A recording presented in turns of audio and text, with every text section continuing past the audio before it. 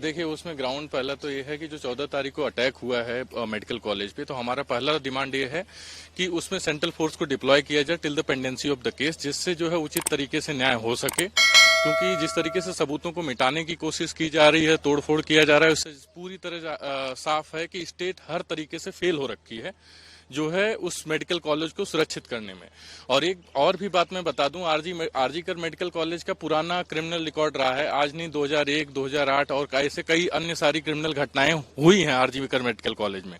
तो मुझे लगता है इस ऐसी सिचुएशन में जहां पूरे देश में आक्रोश है, जब तक एक उचित न्याय नहीं हो जाता, जब तक पेंडेंसी है केस की, तब तक जो है उसमें जो है सेंट्रल फोर्स को डिप्लॉय किया जाए, जिससे वहां के स्टाफ सुरक्षित हों, हर कोई निडर होकर के जो है वहां काम कर सके और जो है सहयोग कर सके सीबीआई के साथ। उसके बाद हमने एक पहले तो कंपनसेशन की बात किया है, उसके अलावा हमने जो है एक कमेटी की बात की है और साथ ही साथ हमने हेल्थ प्रोफेशनल्स के लिए एक प्रोटेक्शन एक्ट की मांग किया है, सेंट्रल प्रोटेक्शन एक्ट की मांग के।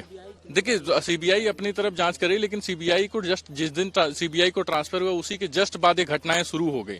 तो हमें लगता है सेंटर का इंटरवेंशन जो है, और उस तरीके से पर्टिकुलरली जब आप सबसे बड़ी सोचने वाली बात यह है कि जब एविडेंस ही नहीं रहेगा तो न्याय कहां से होगा। तो इस तरीके से एविडेंस को मिटाने की कोशिश की जा रही है, क्राइम सीन को जिस तरीके से तोड़फोड़ किया जा रहा है वहां सब खत्म होगा।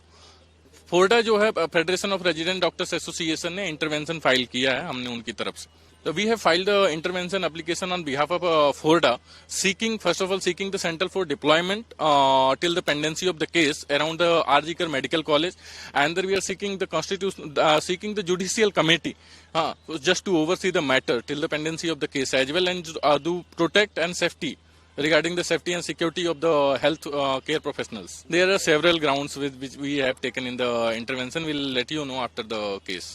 अगर आप ये वीडियो YouTube पर देख रहे हैं तो हमारे चैनल को सब्सक्राइब करें और बेल आइकन को दबाना ना भूलें। अगर आप Facebook पर ये वीडियो देख रहे हैं तो हमारे पेज को लाइक करें।